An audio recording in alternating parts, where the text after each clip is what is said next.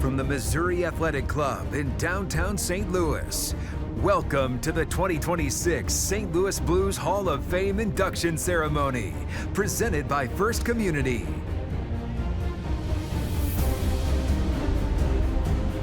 Now, please welcome to the stage, Blues Hall of Famer, Bernie Federko.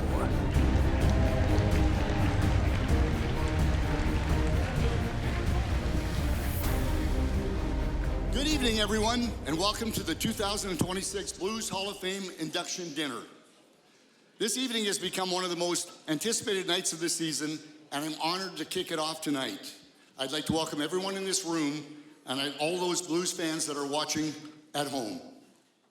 First, I would like to acknowledge all the people that make this event so special for our organization. Our Blues staff, who have made this a Blue Ribbon event every year, and to Chip Mish and your staff at the MAC, you always make it so easy and first class for all of us. When I first joined the Blues organization back in 1976, I learned from day one that the St. Louis Blues are a family. It's an honor to be a part of this organization and this city. That message was instilled by the greats that we've honored on this very stage. The Blues have given me and my family so much. The lessons I've learned over my career were passed on to me by the men before me, and hopefully I've helped pass them on to our current players that are here with us tonight. We are honoring 4 men tonight who taught and showed what it means to be a St. Louis Blues. Kelly Chase.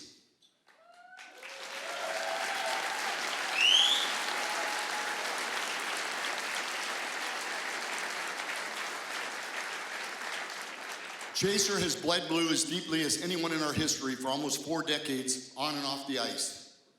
His battles with some of the NHL's toughest, and his work as a radio analyst and a contributor to the community define what the True Blue Award is all about.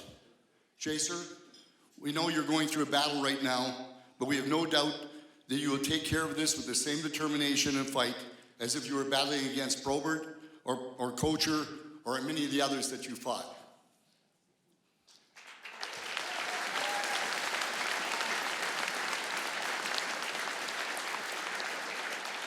Arbour, our first captain, a man responsible for developing the identity of the Blues, that hard-nosed, blue-collar style that so perfectly mirrored the attitude of our city.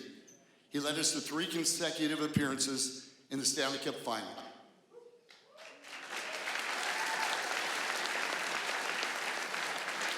Barrett Jackman, our first and only Rookie of the Year winner, a fearless defender whose toughness and determination led him to dress in more than 800 games as a Blue and score some of the most memorable playoff goals. I remember those, Jacks. Barrett Jackman.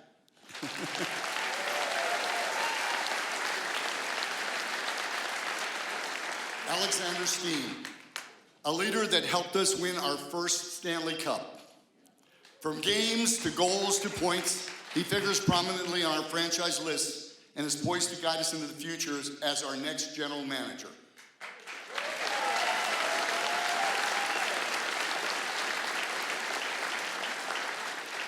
Tonight is going to be another great night in Blues history as we honor these men. But before I go, I would be remiss if I didn't recognize the very first St. Louis Blue, the man who wore number 1 and carried the St. Louis Blues on his back. Late last week, we lost Mr. Goalie, Glenn Hall.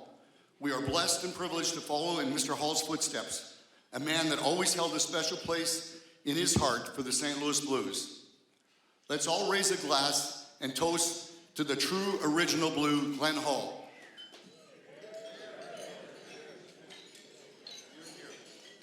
May he rest in peace.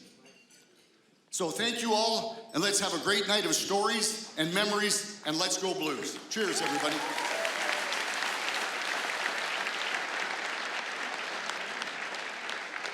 Since its inception, the Blues Hall of Fame has grown to include 20 members of the franchise's remarkable history. Pioneering owners. I just think the greatest name in the world, we'll just call them the St. Louis Blues. Nostalgic voices.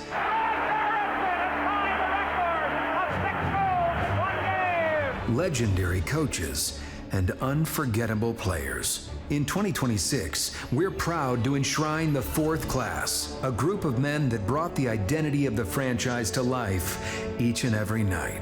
Once again, it's time to pay tribute to those that formed our foundation and captivated our spirit. Al Arbour, the first captain in Blues history and a two-time head coach.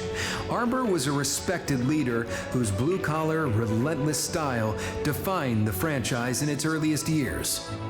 Barrett Jackman, a tough throwback defenseman that became the first player in Blues history to win Rookie of the Year.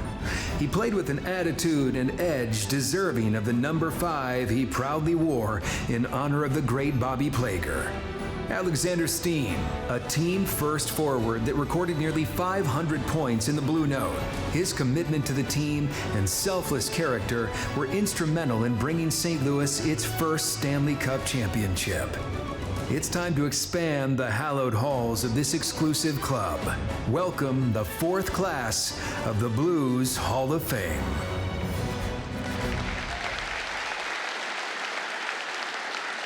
Now, please welcome to the stage, Chris Kerber and Joey Vitale. Good evening, everybody. How are you? And welcome to, as Bernie said, the fourth ceremonies for the St. Louis Blues Hall of Fame. There is something amazingly special, not just about this franchise and its history, but when you see the history really come to life. And we get to relive history here tonight in that way. But when you see just the jackets of the current Blues Hall of Famers that are here, Wayne Babbage coming back, Gary Younger and all the others, and the ceremonies that we had last year, and how the smiles of Curtis Joseph, seeing that old mask again, and the special moments that those were, is really, this is one of the great sports nights of the year, not just in the St. Louis Blues franchise, but really one of the true great nights in St. Louis sports. So welcome everybody to what we hope is going to be a very fun and entertaining night. And Joe, as a young man that grew up in St. Louis, that found his way to the National Hockey League, that now works for the St. Louis Blues, you know what the history of this franchise means. Yeah, well, you know, Curves, I never played for the Blues. Thanks, Army, wherever you are out there, unfortunately. But, you know, I remember as a kid, I may have not worn that logo on the National Hockey League level, but I was Brett Hall in the streets in Sunset Hills. And I think a lot of guys out there know exactly what I'm talking about. Cam, I see you nodding. When he wore that, or he started using that double-piece, two-piece Easton composite, I was the first one at Johnny Mac's. There was a line out the door down Watson Road because everyone wanted to be him. You know, and then I put on that blue logo for the Amateur Blues. And I remember Cam Jansen was my teammate. Paulie, you were just a year after me. And I remember Cam, he wanted to be Kelly Chase. And I remember you dumping the puck in the right side, hard rim, and then he would wind it up on the left side. He put about 3 or 4 guys on stretchers that year. Now keep in mind, we were 10 years old at the time. And hitting was completely illegal.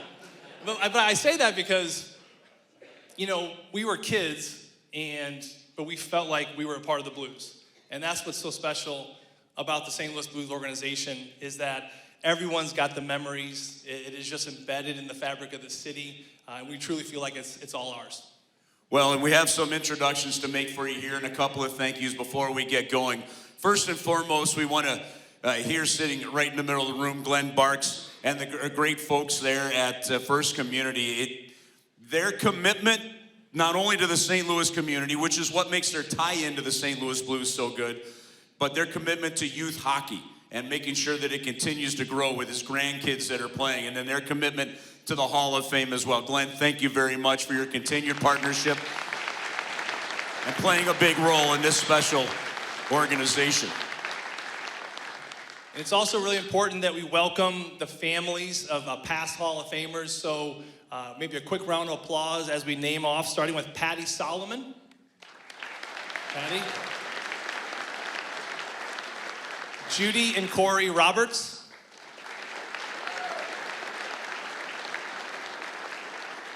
Bobby's daughter, of course, Melissa Plager, who's here. We have Jack and Jameson, Barkley's grandkids, right next door. Diana Gassoff. and Bobby Gassoff Jr. And we also want to welcome, of course, Tom Stillman and the St. Louis Blues Ownership Group,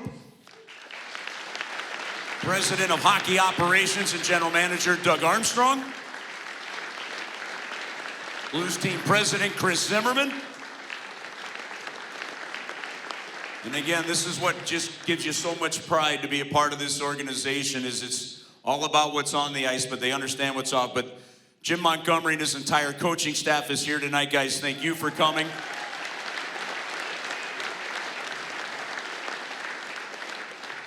And some of you may know this, some of you may not, but the Blues Alumni Group is the absolute best around the National Hockey League. How do we know? Nights like tonight. When I tell you that we have over 55 current and former St. Louis Blues here tonight, that tells you how important it is. That's amazing. So thank you all for being here tonight as well. When you look around the room and you see, while we honor one number 39, you see a former 39 in Doug Waite that made his way back. Or Hall of Famer Peter Stastny, that's here tonight as well. And then, of course, recently retired, TJ Oshie coming back. It's his second Blues Hall of Fame dinner, right? Amongst all the other Hall of Blues members that are here tonight, you helped build this organization for all of us, and we love cheering you on the ice, and we're thrilled to be here with you tonight. All right, without further ado, let's turn our heads to the screens. It is time to start the night and honor our first inductee. Al Arbour was an original Blue and the first captain in franchise history. He led the team to the Stanley Cup final in each of its first 3 seasons and was an NHL All-Star in 1969. Following his playing career, Arbour transitioned to the Blues bench, where he served as head coach for parts of 3 seasons and guided the team to the NHL semifinals in 1972.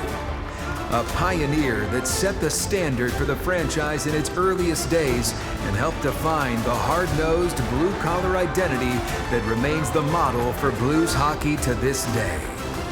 The Blues are proud to induct number 3, Al Arbour.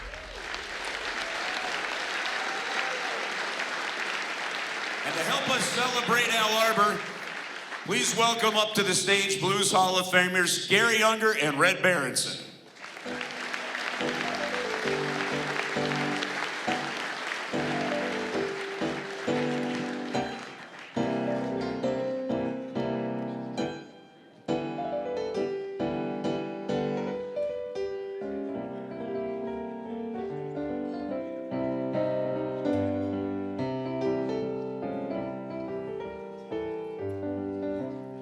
Well, Gary and Red, we see the highlights, and you look at a lot of different generations that are here. I do want to ask you both, but for all of us, it's just the highlights. It's just the Stanley Cup trophies. It's the Hall of Fame, whatever it is. But let's just hear it from you. Red, we'll start with you, and then Gary. But who was Al Arbour? Well, Al Arbour, when he got to St. Louis, was already a journeyman player. I don't remember how old he was, but he had to be at least 30, and that was old in those days.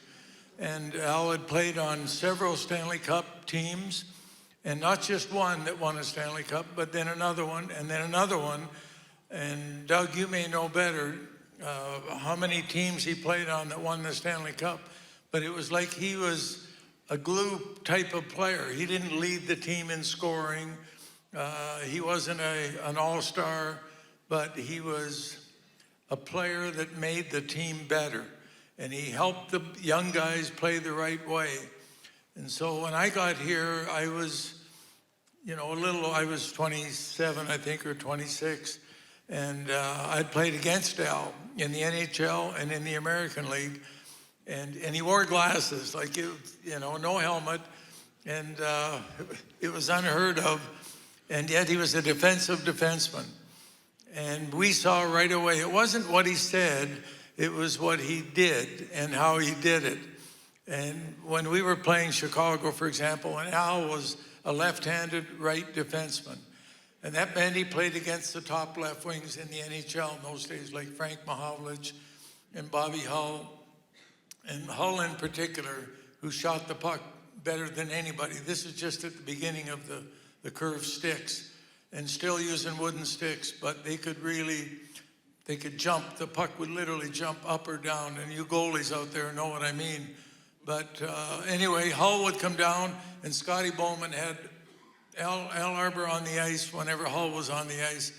And Hull would come down, and he knew he couldn't get around Al, even though Al couldn't skate that well, but he knew where you were going, and he would get it. If he got a stick on you, you broke stride and you were done. So Hull knew, and he would come down and he would wind up and he would just try and shoot it through Al Arbour, and hoping that Al would get out of the way. And Glenn Hall was in net, without a face mask, and he's standing there waiting for this bullet. If it gets past Al Arbour, hopefully it won't get past him. And Al would go down and he would block that shot. Here he was with glasses, no helmet. He's blocking a shot from about 6 feet away that could kill you if it hits you in the wrong spot. And so in between periods, I went back in the medical room to see how Al was doing. They had him on the table and they had his shin pad off and cleaned up all the blood and stitched him up. And then they put some cotton batting on like that was going to make it better. And then they put the shin pad back on, and we get out in the ice, and wouldn't you know, Hull's coming down the left side, and now he's gonna beat Arbour. And he knows Arbour's gonna get out of the way.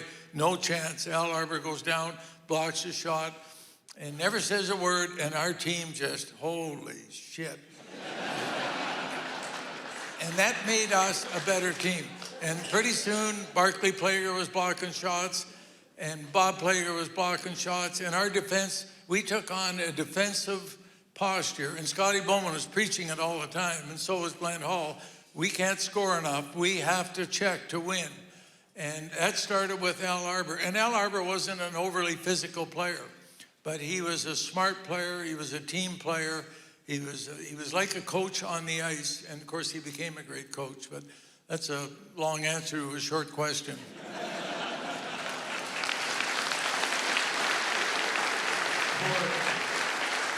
For those that were here and remembered how long Scotty Bowman's answers were, that was actually a pretty short answer from that first ceremony that we had. Gary, what about you in that same question? Who was Al Arbour? Well, I met Al Arbour when I was 17 years old. I was with the Toronto Maple Leafs Farm Club. Not Farm Club. I guess it was the Toronto Maple Leafs. The Farm Club's playing now, I think. But sorry, I shouldn't say that. But I was with Toronto Maple Leafs. I was a kid. And I got, after my first year of junior, I played in London. At the end of the season was over. The American League playoffs were still going on. And they sent me to Rochester. And Al Arbour was there. Al was actually my first pro roommate. The first thing I said to him is, "Can you see out of those things?"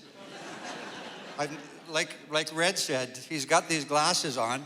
He was like that, I don't know if you remember Dennis Ball.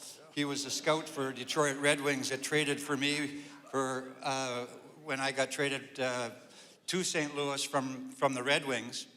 And Dennis had glasses on like that. He was our head scout, and he couldn't find the bus in front of the airport when we were in New York, so it wasn't a great trade. When I met the guy, when I met the guy, he said, "Hey, Frank," I went with Frank Mahovlich and Pete Stemkowski in the trade, and I went over and I said, "Hi Frank, how you doing? Hi Peter, how you doing?" He came to me and he said, "Hi Norm, how are you?" And I thought, I'm not going to play much here because he doesn't even know who I am. But anyhow, like Red said, there was so much with Al Arbour away from the game, with the young guys, being a mentor, the type of guy that he was. I was so fortunate to be able to play with original six guys like Gordie Howe and Frank Mahovlich and Al Arbour and Bill Gadsby and Bobby Baughan and play against Bobby Hull and Stan Mikita and all those kind of guys. It was really fun for me to see the different eras, the way the game had changed and how it was. My recollection of Al, he was a tough guy, but he was soft. He had a soft heart. I remember I was going through a bad streak. I hadn't scored for 3 games, and it was really serious. And I'm waiting to get called into the office. And you know, and he's banging around because we're losing a few games in a row. And that happens sometimes in hockey, and it's going to happen to everybody. So you got to get used to that. Anyhow, I'm scared to death that he's going to do something, or maybe I'm going to get traded. You always think I'm getting traded somewhere. So he calls me into the office. It's in January, and he says to me, "I sit down. Need to talk to you." I said, "Okay." He says, "You know those autographed pictures you got for me at Christmas time?" He says, "I lost them. Could you get me some new ones?" And I said, "Sure, Al, no problem." But then I go to the next story, and it wasn't that long ago. Not that long ago in date, but we're playing in Philly. We have a tough time playing in Philly, and we go into the Spectrum. The dressing room is way up at the top. I'm taking a face-off with Bobby Clark with a minute to go, or a couple minutes to go in the second period. And it was before they had the marks on the ice to line the centerman up. So Bobby Clark is always cheating. So the referee is telling me that I need to get straightened around on the face-off. And I said, "I'm not straightening around until he gets straightened around." And we're arguing back and forth. And while we're arguing, the referee drops the puck. Clark throws it back to their D and rips one in the top corner. So now it's 2-1. So I'm mad, and I storm off the ice. I go up the stairs. I'm sitting in the dressing room, and I was kind of in the middle of the dressing room, and I could see the front door. And I'm the only guy in there. I throw my stick down, and I'm banging around, and all of a sudden I hear this big roar. So I come flying out, and I'm looking at the ice. I think Philadelphia had not gone off, and there was a brawl going on. So I go on the ice, or I look down, and there's this guy staggering around at center ice. He's got his jacket ripped off. He's got his tie this way. He had that old gray T-shirt on underneath. He had blood all over him.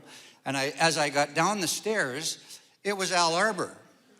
Al had followed with the team, had followed the referees off the end where the Zamboni was, and all the players followed him, and the cops came in with billy clubs, and they were whacking guys.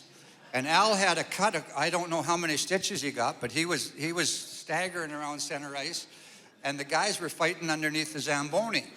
So I come flying down off there, and just as a guy was going to hit one of our guys with a billy club, I grabbed him from behind. I had him like this.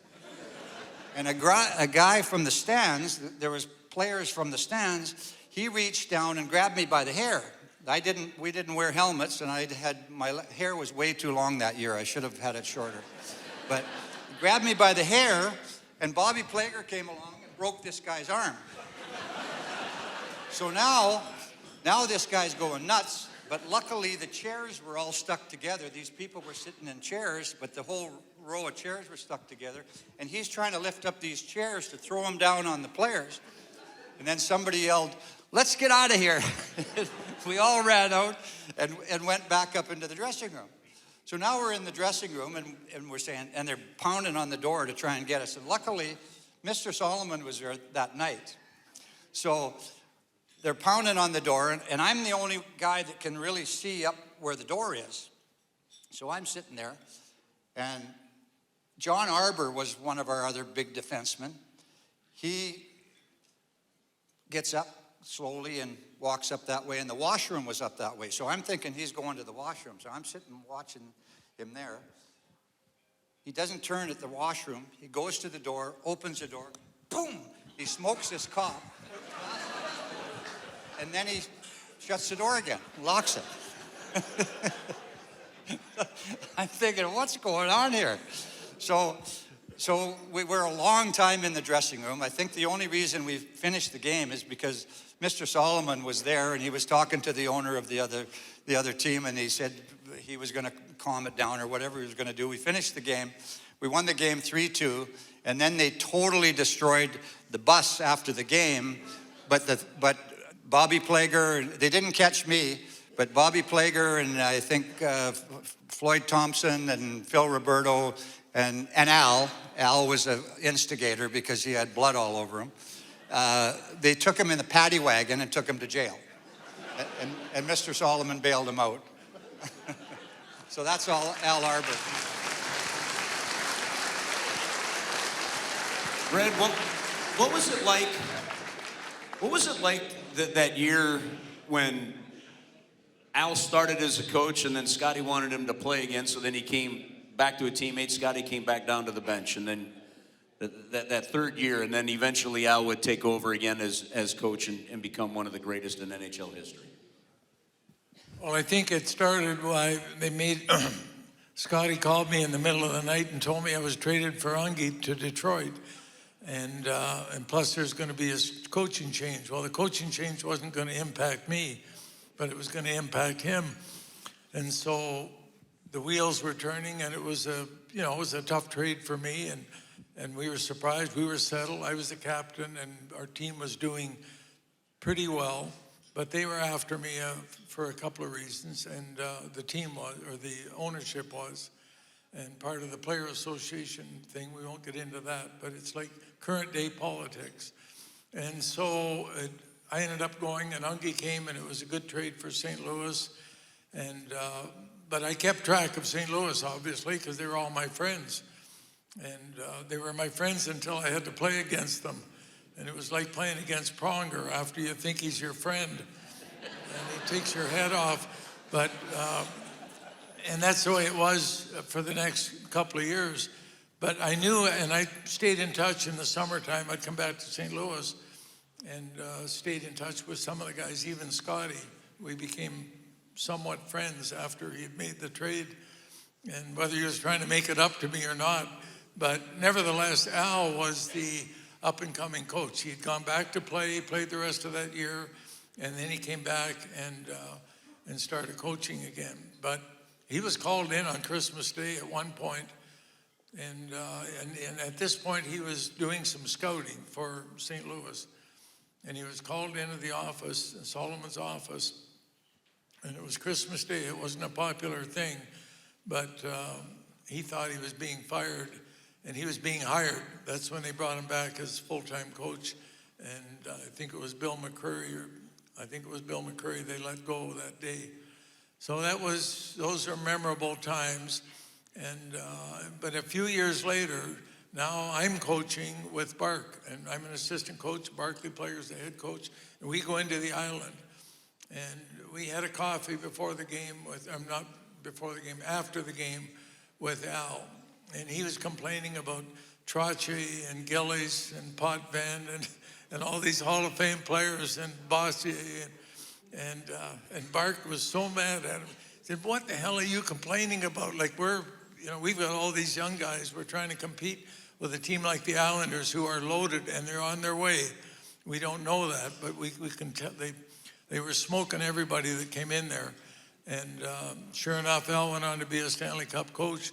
But the word was, there was a day and a game in his coaching career, before they ever won a Stanley Cup, where their GM, Doug, help me, who was the GM of the Islanders? Bill Torrey. And Bill Torrey was a great guy, and he loved Al. But the team and the pressure and the press and everything else was putting a lot of heat on him. And Bill he confided in some people, if Al doesn't win this game, we're going to have to let him go. And of course, they won the game, and the rest is history. That team just took off, and they beat the best teams in the league and some exciting hockey.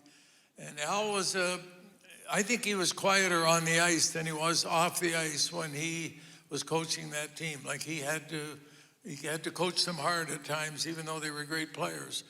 And Billy Smith in goal, he was knocking guys down as much as Potvin was. And they were a team that knew how to play and they knew how to win. But it all started with that quiet player, Al Arbour, in the locker room. Well, guys, thanks for coming up and share some memories as we induct Al into the St. Louis Blues Hall of Fame. It's always special to have you both back up here again. Thank you both. Thank you for putting me at the table with all the Arbour family and Patty, and it's great to see you guys. And Al was a great friend. Forget about the hockey part of it. He was a great guy. Yeah, and he's got a lot of his family here. I hope they get introduced. They will, I'm sure, tonight. And congrats to Barrett and Steen and these. I mean, what a class. And this is the 5th year. The other guys must have been pretty good. Thanks very much. Guys. Well, how about this, Joe? Why don't we welcome up two of his daughters, Julie and Joanne, his son Jay, to accept the crystal from Tom Stillman. For Jay, Julie, Joanne, come on up. Their other daughter, Janice, the one of the 4 that was actually born here in St. Louis, was not able to make it here tonight.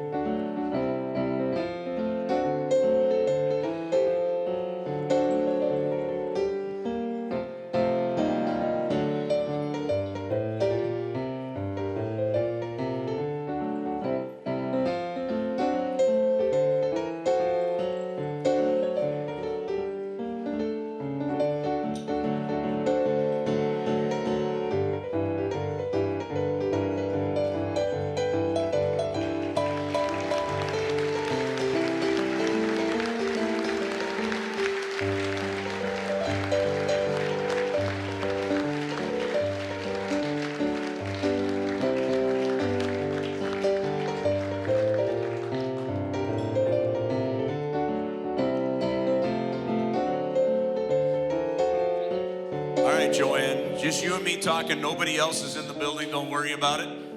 Okay? I had a chance to get to, by the way, I'm just going to tell you now, like every one of you, so they're wearing this amazing jewelry and it celebrates their dad's career. The different teams and different pieces of jewelry that their dad was given that they turned into medallions for their mom and on the bracelet as well. Some pretty cool stuff, including the ring that was given to the wives when he won the Stanley Cup with the Detroit Red Wings too. Pretty impressive. But Joanne, tell everybody the story about how you all found out that your dad had been selected by the St. Louis Blues in the expansion draft. Well, actually, that was the summer of 1967, and my dad had told Rochester that he was going to retire, that was it, he was done. So we thought he was, we were going to go back to Canada, and that was it. So my mom and I are home. My brother and my dad were out and about. And we're listening to the radio, and they were talking about the draft, and then we hear St. Louis Blues picks up Al Arbour. My mom and I are looking, and we're like, well, how could that be? So he comes home, and then he's like, wait, what's going on here? So he finds out that Glenn Hall was also drafted. My dad and Glenn Hall were friends from junior. They had played on a number of teams together. So they call up, they're talking to each other. So my dad says, hey, are you going? So Glenn says, hey, are you going? So I'm like, I don't know. What about you? I don't know. He said, well, if you go, I'll go. I said, okay, if you go, I'll go. So they decided to go together, and there you go. We ended up in St. Louis. How about that? If it weren't for the two of them hanging out, we might not have either had one. And then here's a piece of trivia that has absolutely nothing to do with anything other than this, other than I found out. Who was your milkman? They all had jobs, obviously, during the summer. Your dad was working, you said, with Molson. So at this point, Blues fans, we can now claim that if the Blues hadn't have brought Al Arbour in and continued that career, he might not have even become a coach, right? That's right. So there we go. You're welcome, New York Islanders. Guys, thank you very much and congratulations, and thanks for sharing those stories with us. Well, it's time now to turn to the True Blue Award. For those who do not know, this award was created to honor those individuals whose exceptional commitment to the St. Louis Blues have made a remarkable impact on the organization and contributed to its growth and success beyond the ice. This award is, in my opinion, Curbs, maybe the greatest award I think you can receive in this organization, because it surpasses what someone does beyond the job title. You know, I've always been told since I'm a young kid that this world is full of givers and it's full of takers, and this award really embodies givers, people who of course never ask for any recognition. Yeah, so this is a really special day for this one as well. So before we talk about our True Blue Award winner, if I could have both Brett Hull and Curtis Joseph come on up to the stage.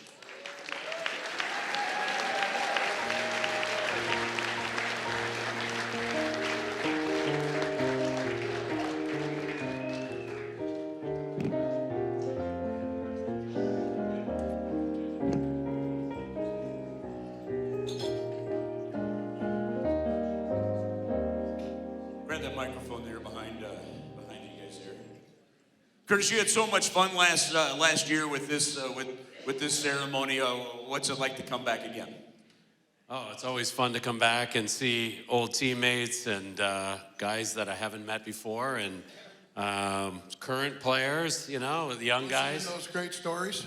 Listen, you know what I got from the stories that I just heard from Mr. Unger and Red is we were soft. Every generation gets a little softer, but we were soft compared to those guys. Yeah, I don't think anyone ever got suckered a cop outside the dressing room. Oh, no. Maybe Chaser. Well, speaking of that, one guy that was not soft is a guy we're about to honor, your former teammate, eh, Brett? Oh. You got that right. He was the toughest I've ever been around. I had a front row seat to a lot of good tilts, and I always say that he didn't win them all because he'd fight the biggest and the baddest, but I never saw him lose one. So it was, but the other part is that I saw him do so many things away from the game, and that's what this is all about, and that's why he's such a special guy. Let's take a look at a video here. One of the most beloved players in Blues history, Kelly Chase came to St. Louis in 1988 and immediately captured fans with his ferocious style and heavyweight bouts. Chase poured his passion into the St. Louis community, and in 1998, his charitable efforts led to him earning the NHL's King Clancy Award. From his fire on the ice, to his commitment to the community, to his memorable calls during his 18-year radio broadcasting career, Chase has always shown what it means to be a Blue. The Blues are proud to present the 2026 True Blue Award to Kelly Chase.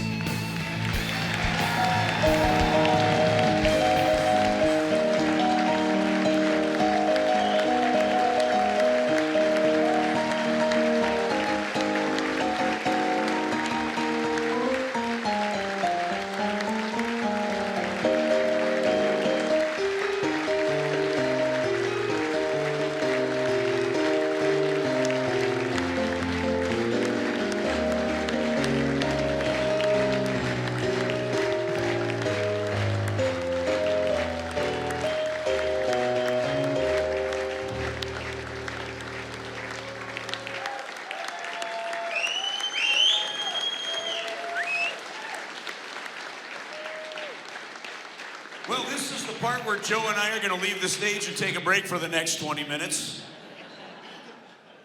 You guys just talk.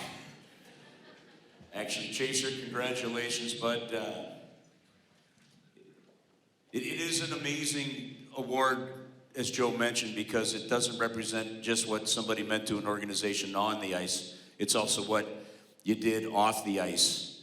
And despite a spectacular career that you had on the ice, coming undrafted, fighting everybody that you could in Hartford, eventually ending away with the St. Louis Blues, it's your legacy, maybe even afterwards, enduring off the ice, that has made you such a lore in the city of St. Louis. So congratulations, bud. How are you?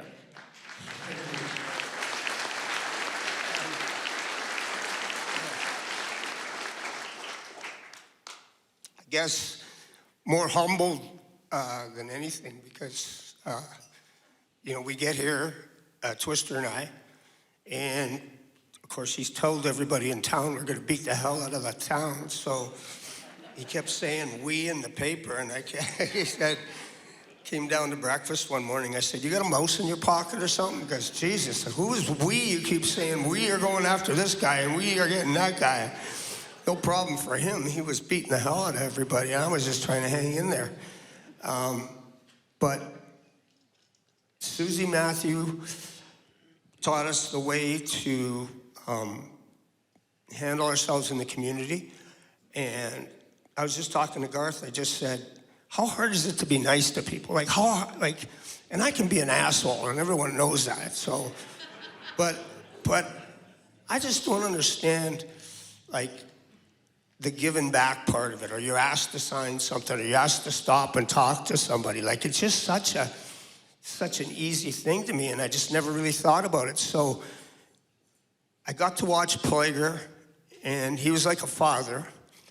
And I still, when I'm in the suite, I still when I hear it open, I turn around and I expect to see him, So, it's just, to me, just part of how I was raised. My mom, Joyce, is here. My sister and brother, Kyle and Candace, we were raised that way. We were just raised to do the right thing, and we don't always do it, but I think just having the right people around you and community parented, I think, is the most important thing that I've had in my life. Curtis, Brett, when you think about the total picture that is Kelly Chase, what's the first thing that pops to mind? Well, for me, he did all the things in the community that everybody would see, but I was this young guy that came up. We were all rookies together, me, you, Twister, Featherstone. We were all a bunch of young guys. But Chaser was a guy I looked to because I wasn't raised the way he was raised. And along the lines where you just say, your mom's here, you were raised right. You were a man before I was, and I would always look to you, and you included me in everything. Cujo, you got to come here, you got to do this. And everything you included me in, I was just like your little brother, and it helped my development so much knowing that I had a guy in my corner. And so in the community, he was like that, but in the dressing room, for me, he was like that. He's a guy that I look to help me acclimate to the NHL world, because it's not that easy. And Chaser included all of us in everything, and he made sure that I was there. And he wasn't always a nice guy either. That's a misnomer too, because there's some mornings that if I wasn't practicing hard, he would shoot high on me. So he could be a prick too. Well, the funny thing about it was, I was lucky enough to, because of Junior probably, that we were able to understand how to open a bank account, rent furniture, rent an apartment, and you didn't know any of that stuff. And so I was like, hey, come on, we'll get, so we end up at the same apartment buildings and with that same bank, and it just felt like guys needing help, And so it was funny because I was reading something about in your book that you wrote, Cooge, and I mean, this fella had a tough life growing up, and I'm like, if I would have paid more attention, I would have been a hell of a lot more help to you than you thought, but Oh, you were plenty. I just wasn't paying attention. You were plenty. My life kept getting better, and I always looked to you. Don't worry, I knew where you were all the time, and you helped me. Where am I going to live, Chaser? Oh, you're going to live here with us. Where am I going to play golf? Right here with us. You're going to do this. And so he really helped me make the NHL, to become a player in the NHL. So, and now when I look back on it, I never really got run over either. Well, Twister and I, yeah, that was just part of the program. That was coming along with us either way. You weren't getting run over. And Jabber's here tonight too, and I know we were talking about that earlier, Pat Jablonski, and Jabber's like, I didn't even worry about it. We had a brawl one time, and Twister had explained in very direct terms that Pat was to be the first guy down the ice as a goalie to fight. Pat said, yes, sir, in the locker room. So Jabber was schooled early too, but no, buddy, it was just a pleasure playing with you. Brett, what was it like watching Chaser and Twister's shenanigans from the bench all those years? Well, it was, I guess it would be like the fight doctor, Freddie Pacheco. You know, you were right at ringside to all the big battles and the fights, and it was, you know, I was obviously not a very tough guy in that sense of the game, but there was nothing more I appreciated than what they did for us as players.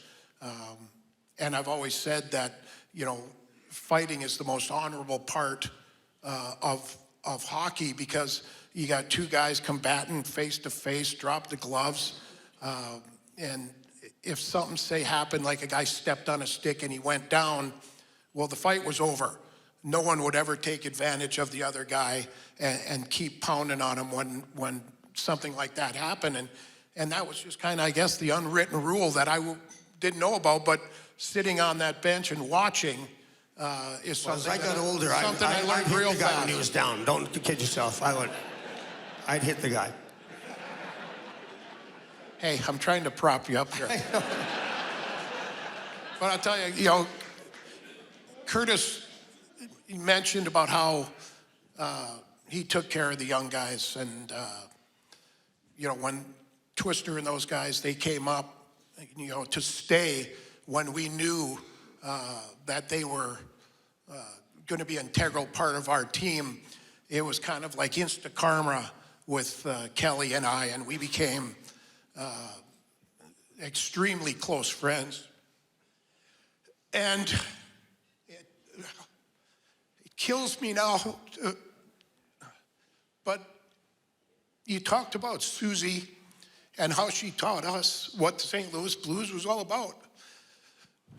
But all of a sudden, I from out of nowhere, I became this guy and this St. Louis Blue scoring all these goals. And it could have went a myriad of ways. But without him, he taught me how I was supposed to act, all the things we were supposed to do away from the game, the way we treated our fans and the people and the community and whatever it was. You know, he was my guiding light that way. And so I've never told him that, but I think he knows. And, you know, you asked Curtis about what you think, and when you think about Kelly Chase, and it's the love of the St. Louis Blues and the city of St. Louis, and that sums it up right there.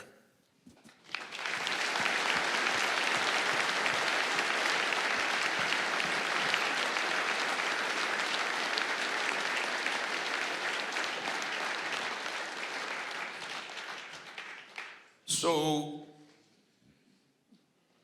when Chaser gets dealt out of St. Louis, Brett, and this happens, watch the video screen. Tony were going to hug out there. They're such good friends. And he's got a smile. They're bumping and shoving across the way. Puck goes out of play. And Chase now and Twist are nose to nose. I don't know if I should laugh or what. Look at this. They're nose to nose. We have to watch the whole Now fight. they're going to let him go. Chase and Twist. They're going to let him go. Oh, and Kelly hits Twist with a right to the face. Now Twist hammering away his second fight of the night. As strong a fighter as Kelly Chase is, this should be no contest. They're pulling at each other's sweaters. Shut up, Ken. Now Twist lets go with a couple of rights. Chase has his hands full, and he is what he's always been. Very, very game. Should have And jumped Chase on doing him a right heck of there. a job with Tony Twist. And they're tired out, and they'll be separated. Now That's like just two brothers fighting in the backyard right there. There's no way, Brett, that you didn't have a rooting interest in that one. No way. I wanted it to be a tie for sure. You know, there was something, go back and you listen to all those. That was completely instigated. Like, Twister will tell you this. Like, Twister was living at my house with his kids and wife at the time. I thought he was late with the rent. Yeah, the rent went up. But that asshole Keenan, like, so like, he said Twister had beat up Mark Jansen, and I wanted to show my team in Hartford, like, listen, I care about you.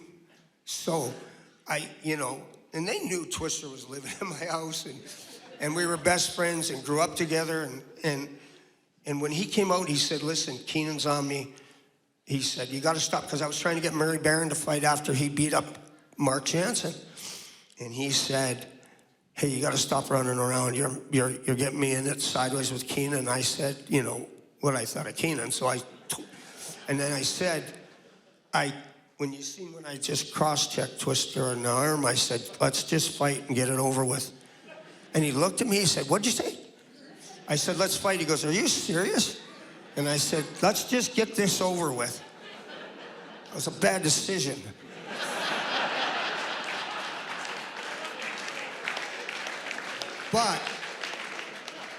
But I mean, him and I were brothers, and I was not worried about, we had been at it at practice in junior and in the minors and stuff, and we're both intense guys. So anyways, after the fight, I remember Jerry Clinton coming running downstairs, literally like pulling me by. He walked right in the Hartford Whaler locker room, Jerry Clinton, and because Twister and I used to go to South Broadway and box, and he pulled me.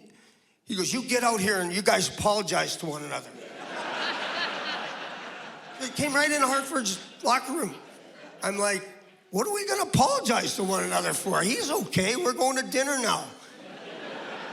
Looking at me like we're crazy. Twister standing there, what's wrong, Jerry? Apologize. And we just were like, go shower. We'll be out here in a minute and go eat. And never really bothered us. I mean, listen, I never fought for the entertainment. I fought for my teammates. I fought in the street for my friends. I fought for my sister. Not much for my brother, or I would have been really busy. But I just never thought of it that way. You know what I mean? So, look, I got all these guys, Veese is here, Jimmy Veazey, and Butchie, and Troy Volhofer I played junior with, and my Gazer crew's all here, and I got all these friends from different places, but it's always been the same. I always felt like, if you're on my team, you're on my team, and that's it.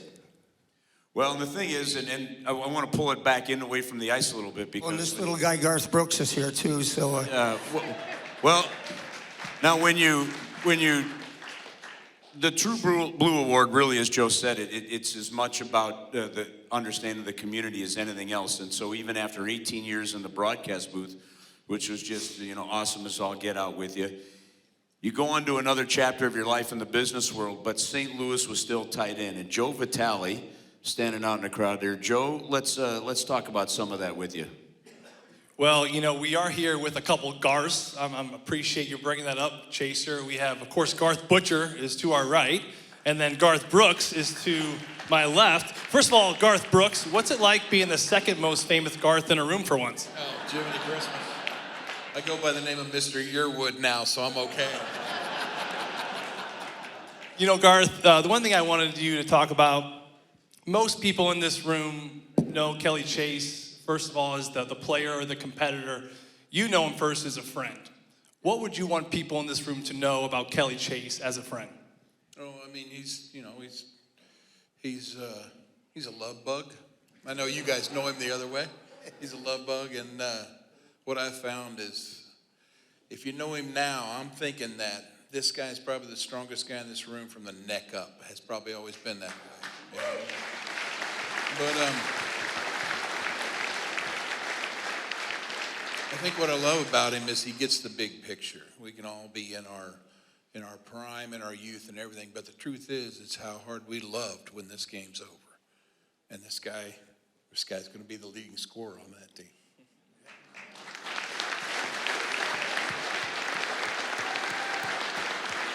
Can we lastly just clear the air? Chaser's been telling everyone that you wrote the song Friends in Low Places after him. Is that true or not? Yeah.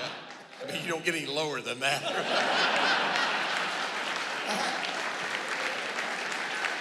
I send him a video. I send him a video every Christmas, or every 1st of July.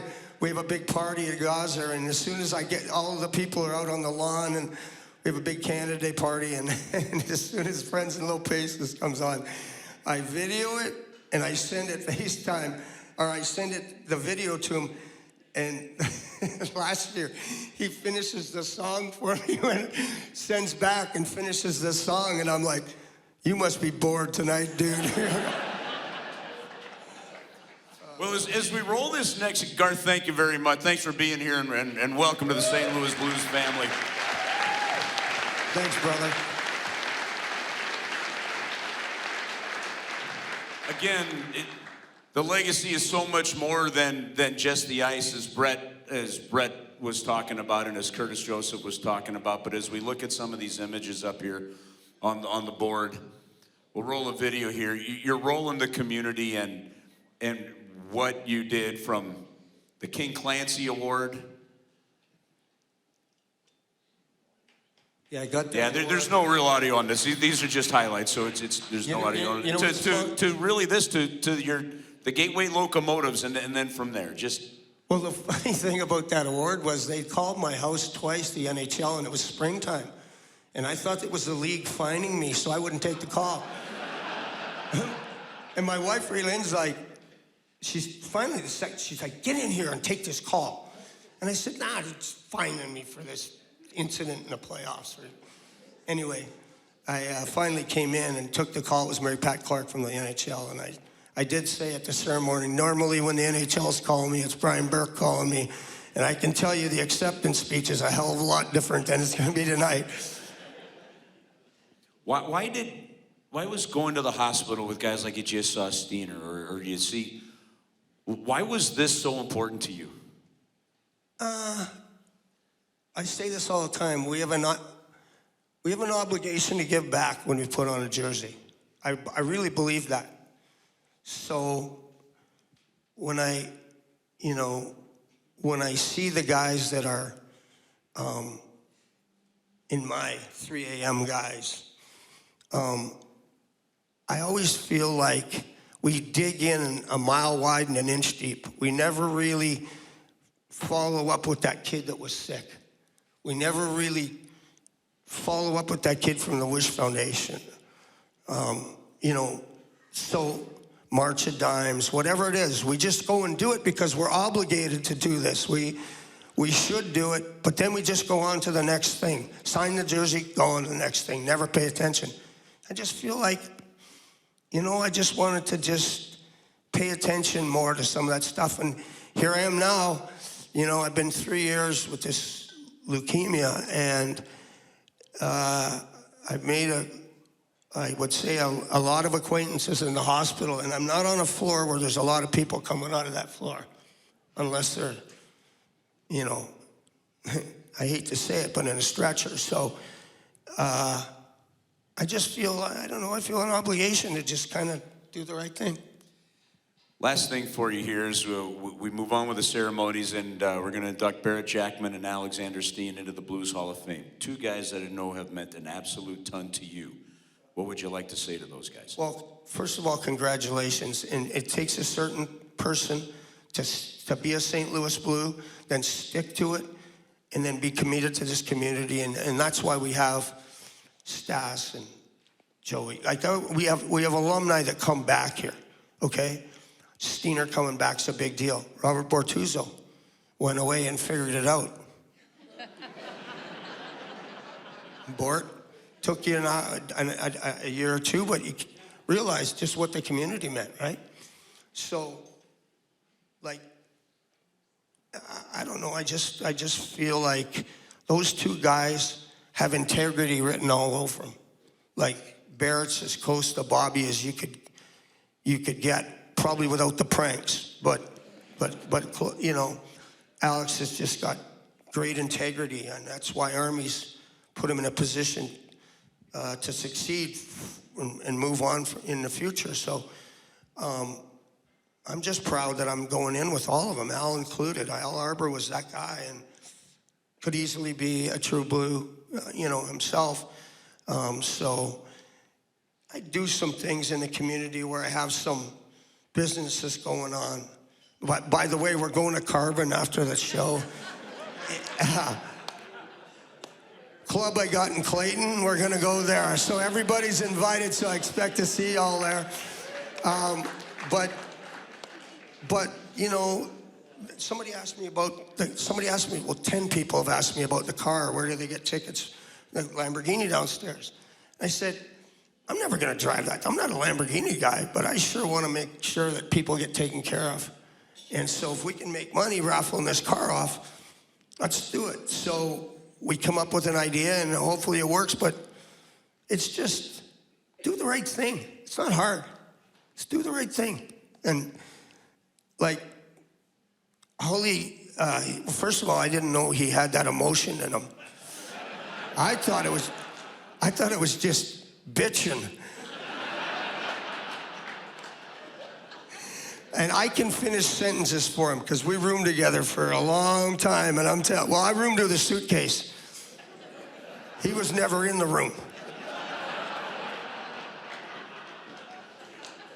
In any event, these two guys here are guys like I said, 3AM guys. Tony Twist.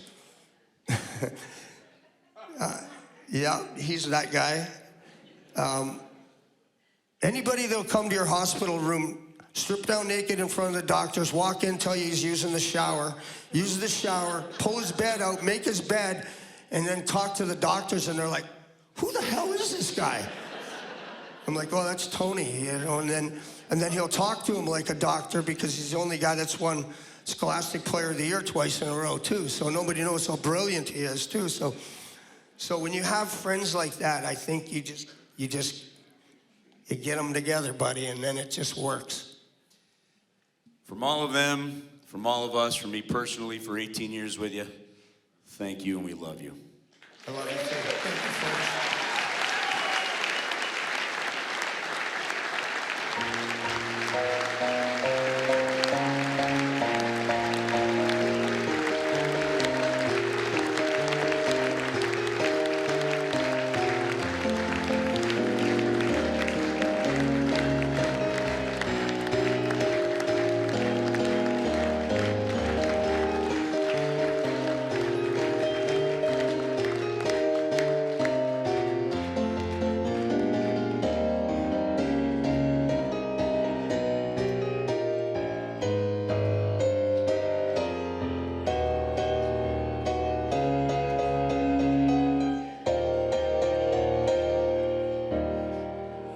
Folks, we're going to keep this show running. That is going to be a very, very tough act to follow. Brett, I'm going to have you stay with me. Go ahead. Yeah. Good luck to Barrett and Steen the rest of the way through. But to help us with the next inductee, we're going to keep Brett here. We're going to welcome on the stage Al McGinnis, Chris Pronger, and Keith Kachuk.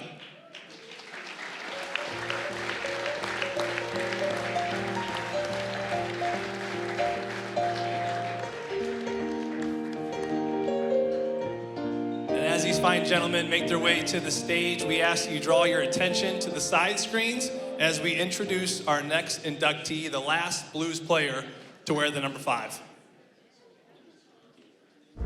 The 17th overall pick in 1999, Barrett Jackman spent 13 seasons with the Blues, a tenure matched only by Hall of Famer Bernie Federko. He began his career like no other Blue in franchise history, winning the Calder Trophy for Rookie of the Year in 2003. He ended his run with 803 games in the Blue Note, the most by a defenseman in team history. One of only 3 Blues defensemen with multiple game-winning playoff goals, the Blues are proud to induct number 5, Barrett Jackman.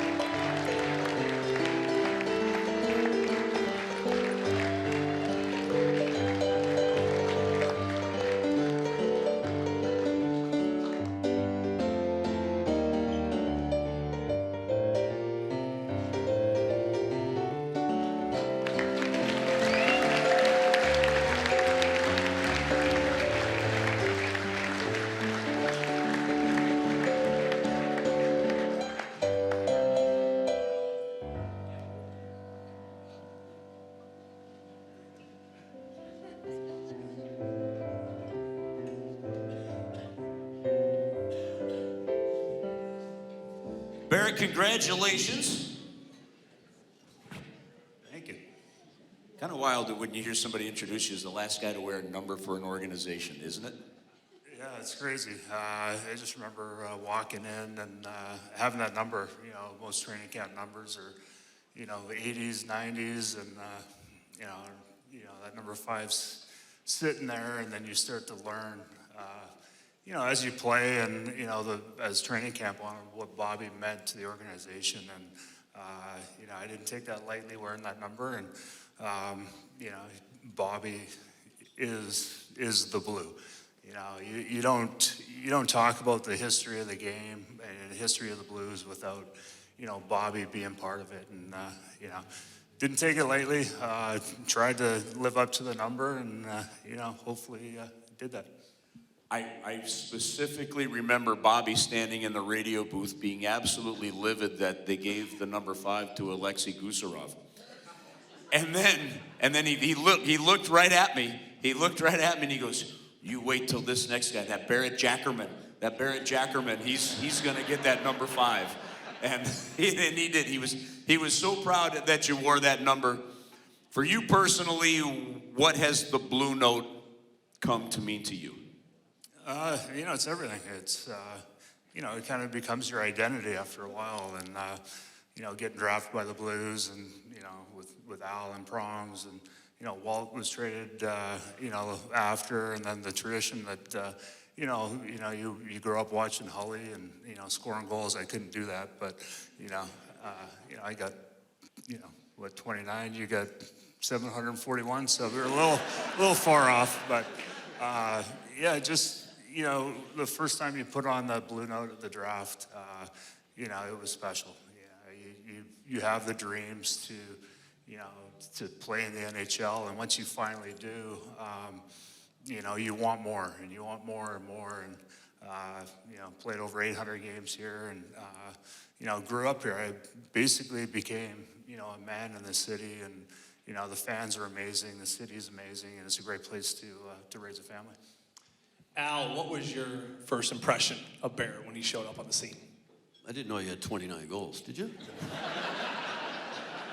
No, I can remember Barrett, you know, even coming into training camp in his first couple of years, and just how he carried himself, and you kind of knew he had that quiet confidence in himself, and he just mentioned it, you know, he wanted more and wanted more, and, you know, looking back on his career, his first year of pro, he goes down to Worcester as a 20-year-old to find his game.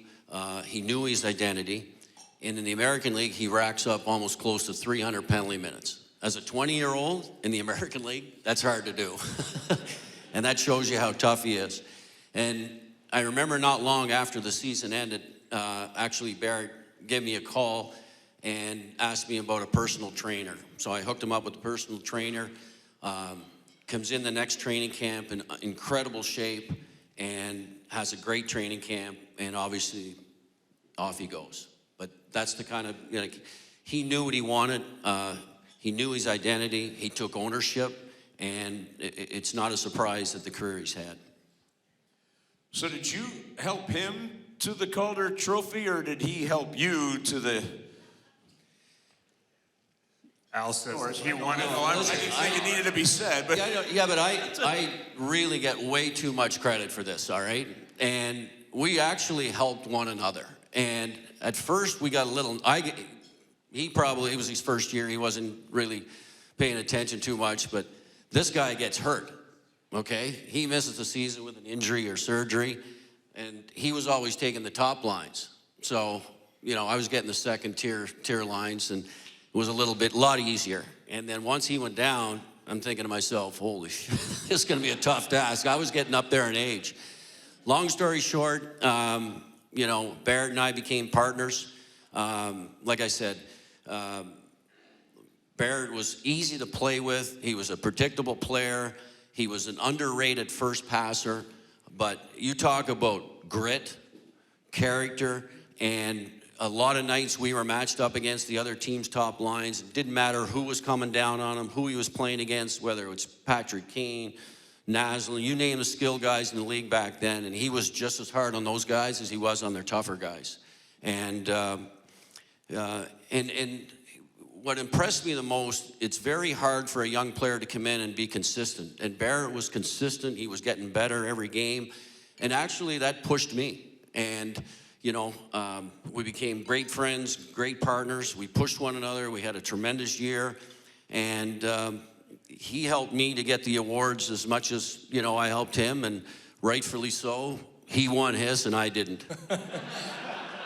Well, Chris, I want to ask you. Hold on, he said underrated passer. I just had to pass it 20 feet to my right, and he had the puck. Easy game.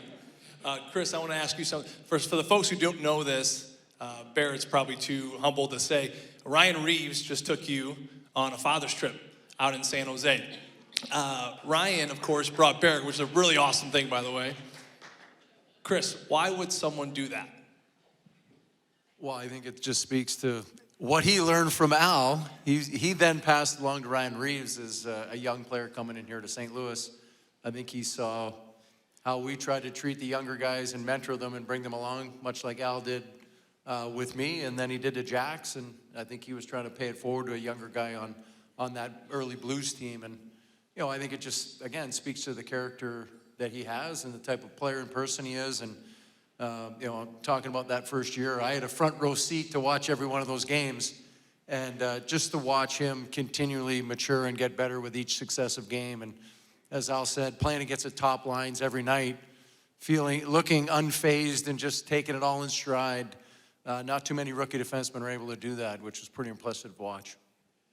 Yeah, I mean, it was, I can't remember off the top of my head the other finalists, but I think it was Zetterberg, and I mean, to win that Calder Trophy and was really a statement to that, because as you guys are saying, that isn't easy to do as a defenseman, to get into that mix. Well, certainly not. And it was, I think Rick Nash was the other finalist, right?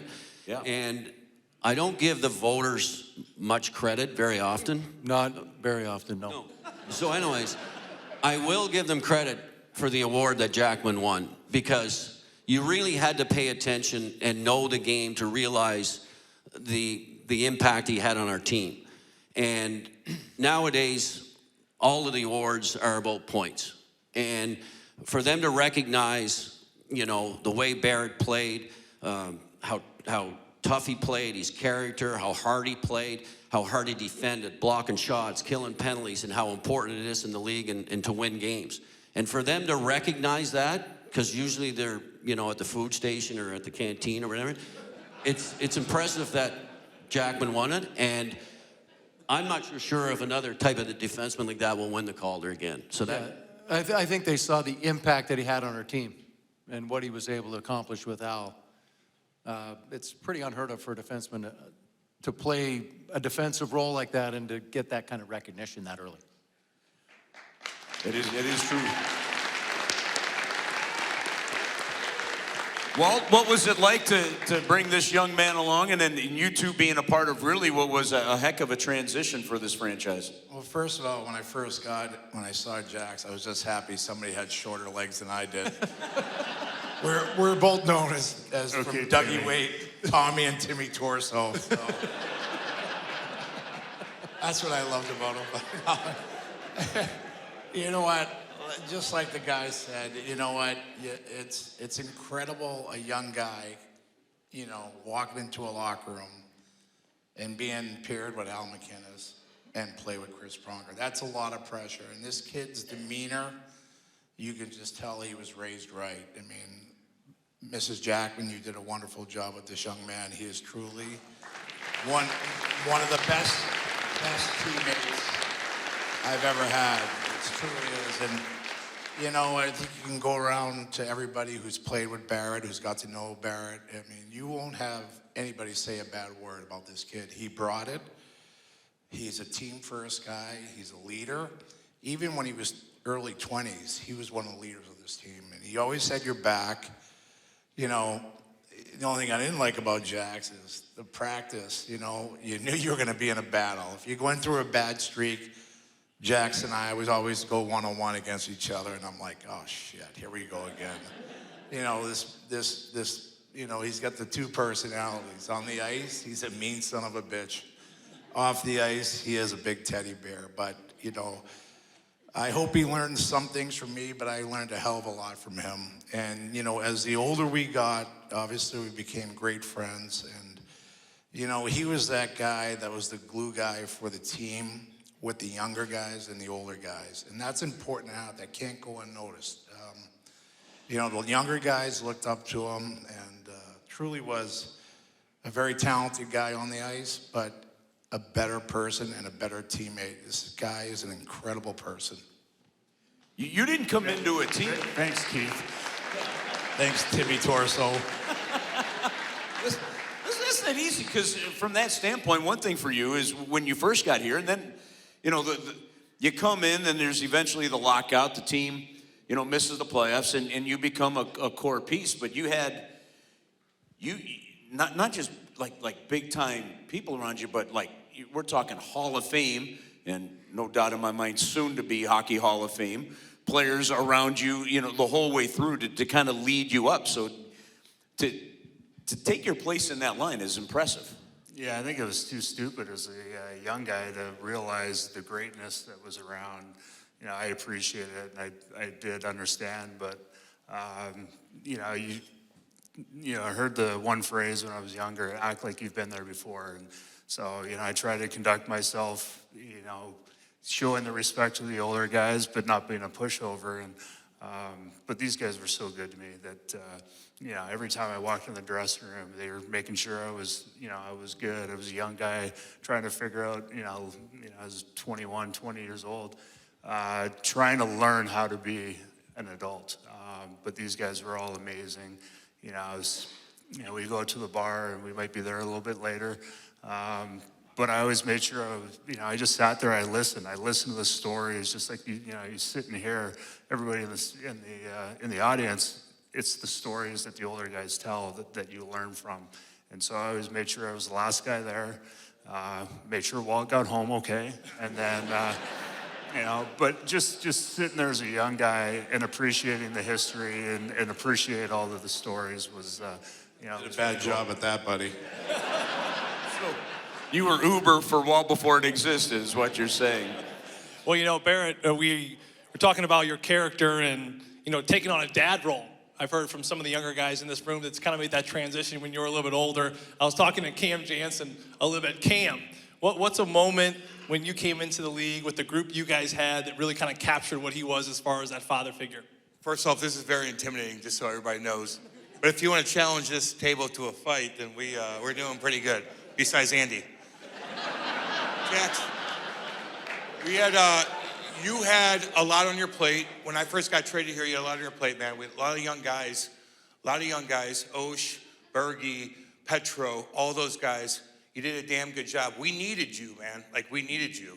And we looked up to you. And if we were too high, you brought us down. If we were too low, you pumped us up. You battled with us in practice. You took care of us on and off the ice. We appreciate that, man. We really, really do. Look at Osh, Stanley Cup winner. EJ, Stanley Cup winner. Petro, Stanley Cup winner. David Perron, Stanley Cup winner. That's because of you, man. That's because of your mentorship. Now I look at myself, I'm still a disaster. So you're 5 out of 6. 5 out of 6. 5 out of 6. Progress. You're a work in progress. We're still going. We love you, man. We needed you, and you deserve to be up there. We love you, Jax. Right on, buddy. Thanks, Brandon.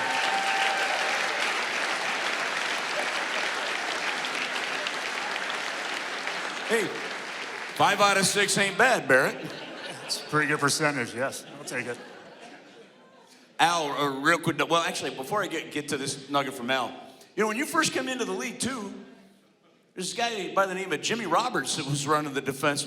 What was it like to have him back? This is a guy, again, you're coming in, but this is a guy that was voted as one of the top 100 Montreal Canadiens of all time.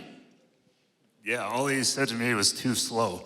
So, but Jimmy was amazing. I still, he skates some of our kids that are injured. I still use some of his bag skates where you're jumping over the boards. Go down, take a breakaway, go back, sit down on the bench, jump over, keep doing it. the kid in the back that had to do it a few times and he hated me, but Jimmy was just awesome. Just his personality was just, he just knew how to treat people. He knew how to get the best out of you.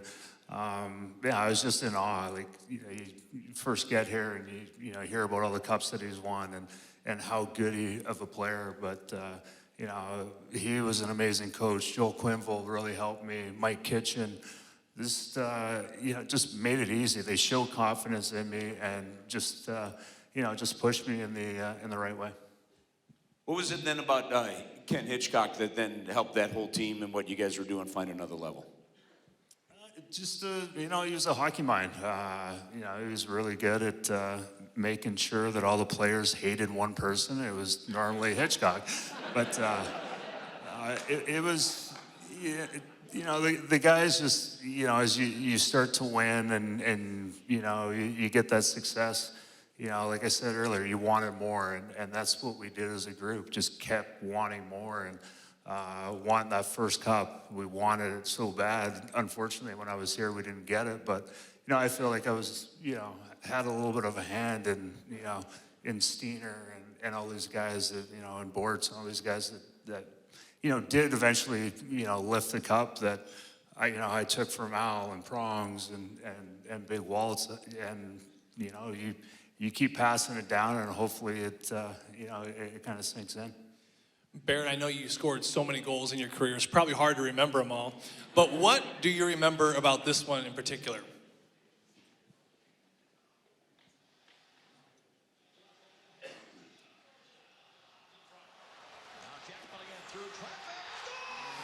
Yeah, I had my head up the whole way, saw a hole in between the pads, and I just kind of placed it there perfectly. Just great vision all the way, right? Head down, close your eyes. I didn't even know it went in. My arms actually got so sore because I had them in the air in disbelief, and all the guys came up. And so, the next morning my shoulders were sore from getting mauled.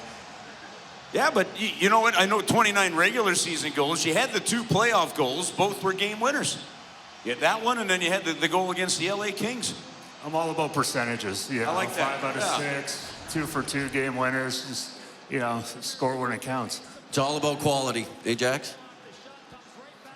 Hey, Brett, on the other end, well, first off, what'd you think of that slap shot that squeaked past the goalie there? That was kind of a half a slapper. But that's all I had. He's doing what he's supposed to do, getting it on net, and it went in. That's all, hit the net. I hear there's a pretty good story about how the two of you kind of really first met and became friends. Yeah, it's a really good story, actually. And it's, you listen to Al and Prongs and Big Walt talk about the quality of teammate he was, and I was unfortunate to never get to play with Barrett, but I think I had a hand in helping him win the Calder because Zetterberg was my line mate in Detroit his first year. So I must have kept him down a little bit to help help Jax. But we had a place in, and so we also talked about how great Barrett is as a human being, and my wife and I had a place up at Gaza Ranch, and the Hull household was not afraid to be up past curfew, and so we had a big fire pit in our back on the 12th hole, and we had the music blaring and the big French doors open and people coming and going, and Barrett and Jenny had just kind of bought up there, and from what I understand, they were having a pretty good time on their patio too, and it was, I don't think it can't be a 2-minute walk across the street over to our place. And we hadn't met the Jackmans yet, and it was my wife and some other friends sitting around and having a good time. And Jenny tells Barrett that she's like, I'm tired of it. They sound like they're having so much fun over there. I'm going to walk over there and introduce myself. And she grabbed a bottle of, which I would imagine it was probably Pearl vodka, right? The grape. that she liked to drink. Yeah, it was the cheap stuff. Yeah. And Jenny, she came stumbling across the street and up the stairs and around the side, and she came over to the back patio and she goes, "Hi, you guys sound like you're having fun." And we said, "Yeah, come on, sit down." And we introduced ourselves, and and I'm going to leave a little bit out that doesn't need to be told, but we had a great time, and you know, at some point we lost Jenny. And we said, well, she must have just went home. And the next day, Jenny came back over and was cleaning up the stairs for some reason. But that's the type of people they are. They just... But that's when we met Barrett and Jenny, and it's my wife Darcy and I. It's been the honor of our life to not only become great friends with Barrett and Jenny, McKenna and Caden, who will be a future NHL star, and McKenna will be a future Olympic horseback rider, we hope. And not only just them, but if you know the Jacksons and know their friendship group, you know what kind of people they are. And we're very honored to be a part of their friendship group, and we've been friends from that day forward. And it's so well deserved of him to be here, up here on the stage, becoming a Hall of Fame Blue. And congratulations. Thanks, buddy. Barrett. It's a big 6'6" defenseman sitting over there that's kind of starting to breathe down your neck a little bit on that all-time games played list. But boy, when you look back and you realize that moment when you passed Bobby Plager and then added to it to have over 800 games played as a St. Louis Blue, what do you remember about that moment?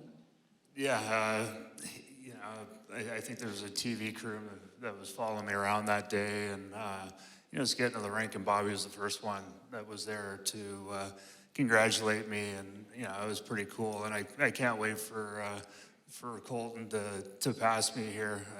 You know, he keeps climbing up the list. He's going to hit Steener here pretty quick, and then you know, he's going to take over. And he just, you know, he proves that, you know, good people, you know, have success. And he, you know, Bobby was proud of the person that he is. He was the one that went over to Bobby's house when they had the cup, and he was the one that was, you know, his shoulders were pretty sore that day too, because you know, he followed Bobby around the whole day that he had the cup to make sure that Bobby had the experience that he deserved. So no, but you know, proud of you know, the friendship with Bobby, and you know, looking forward to what you know, Colton does in the future. And then lastly, real quick here, how much did it mean to you that day that the organization told Bob Plager that number 5 was going to be retired? Yeah, it was pretty cool. Yeah, I think Caruso was the one that called me and, you know, told me the whole plan. I was going to hide in the back room. You know, I can't remember what they told him. I think they told him it was a season ticket holder deal, and Melissa and Dave and the kids were there, and yeah, I got to take the jersey off and hand it to him, and you know, I had trouble speaking because I was so proud of him, and it's yeah, still pretty special. Ladies and gentlemen, the last player to ever wear the number 5 for the St. Louis Blues, Barrett Jackman. Congratulations, Barrett. Thank you. Appreciate it.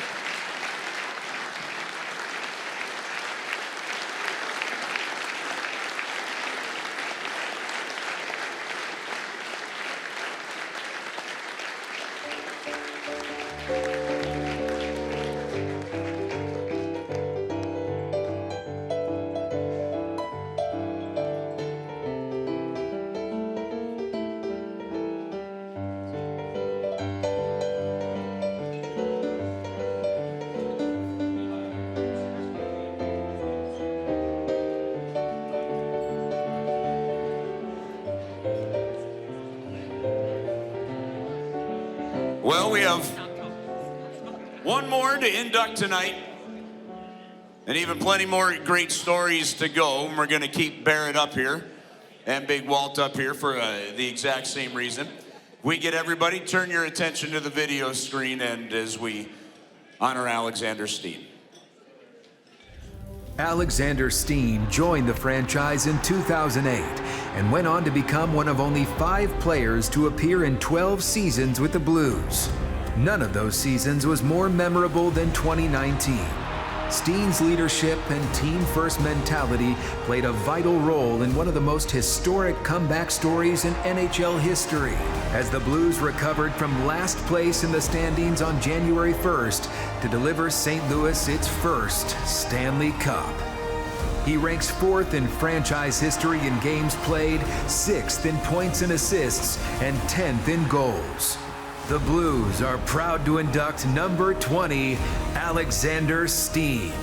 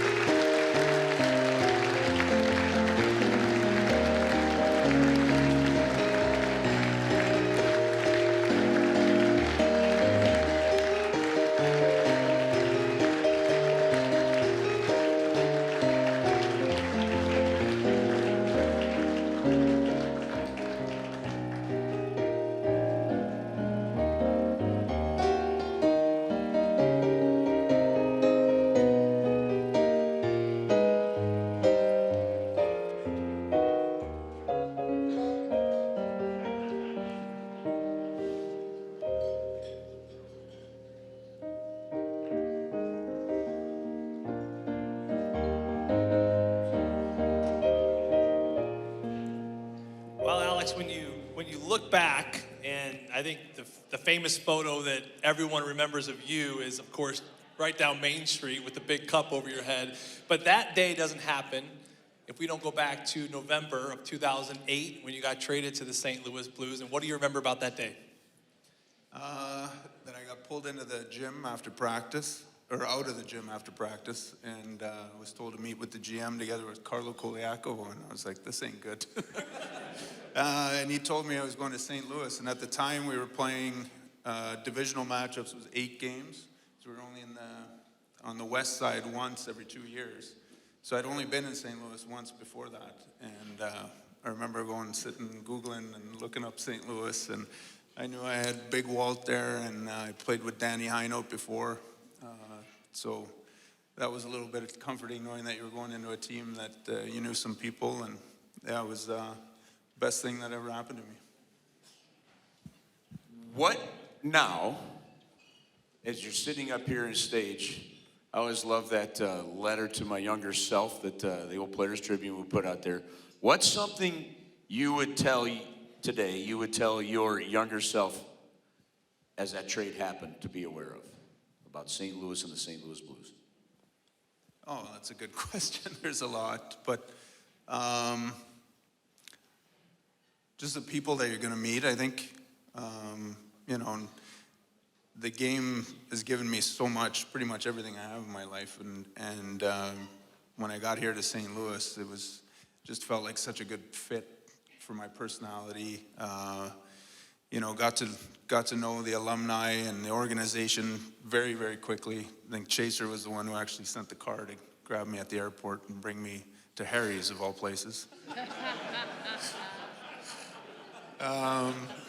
Yeah, I would say that the people, I mean, my wife and my kids here now, it's so comforting having them grow up in an environment like this, in a city like this. It's people that take care of each other here. It's very apparent, and yeah, we've really enjoyed our time. I think, you know, Chaser said it earlier here on stage. He says, when you're on my team, you're on my team. And when I got here, he was pretty quick to tell me that this city's on your team, you know. Jax, Steener's talked about multiple times how you lift the cup in 19, but it was the decade before that, part of the era you were in, that really sunk the foundation, really dug the roots in to preparing them for the Cup in 19. What about that era of Blues hockey really set in motion that 2019 championship? You know, just having Steener come to our team. You know, he was a little bit younger, but you could just tell the drive that he had every day. You know, he was in the gym before everybody. He was riding the bike extra. He was doing extra lifts at practice. He was pushing guys. And just the character that he brought to the team, it spread like wildfire. We weren't expected to win a lot, but we did. You know, 1-goal games. You know, I think every one of our games was 1 goal. But yeah, we knew that we were going to wear out the other team. And, you know, Steener brought that every day and showed the guys, you know, and helped me, you know, with a lot of the leadership roles. And yeah, I think it really did start with, you know, that trade that, you know, with Steener and Harry Hoppak, Koliakovo, that, you know, it was about the culture, and, you know, and he really helped drive that. Alex, the 19 team gets the accolades that it should get. They won the Stanley Cup. But as you've talked a lot about, there was 10 really good years leading up to that, and those teams every single way helped build you, didn't it? Yeah, it did. And, you know, I've worked with Doug now since we both came here as 2008. I think, you know, he was a big part of the reason why I'm here. And told him that he had something about trying to get me to Dallas, and then he came to St. Louis and brought up the same idea here, so I'm very grateful for that. And what Doug did with the team for so long, and Mr. Stillman and the ownership group putting together a, you know, a cap team year after year is something I'm extremely appreciative of.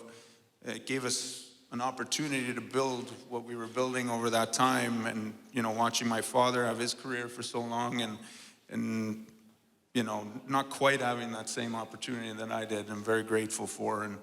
And you know, the people, the guys, ex-teammates, alumni, and, you know, we got 2 sitting up on stage, but we had a lot of fun building that. You know, Jance's 5 out of 6 speech is great, but Jance had me laughing pretty much every day in the room with stuff that he was saying. You know, I don't think I've seen anybody so happy when I scored a goal in the pile afterwards.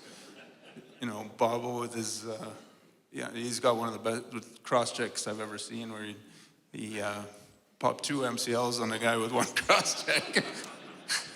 But yeah, we were tough. Stas and I used to sit in the saunas after game and talk about, you know, the game and what had happened, and our wives would sit in the wives' room and wait for us, and every once in a while I'd look at Stas, I go, "Your wife's here, right?" And he goes, "Nope." I go, "Oh no."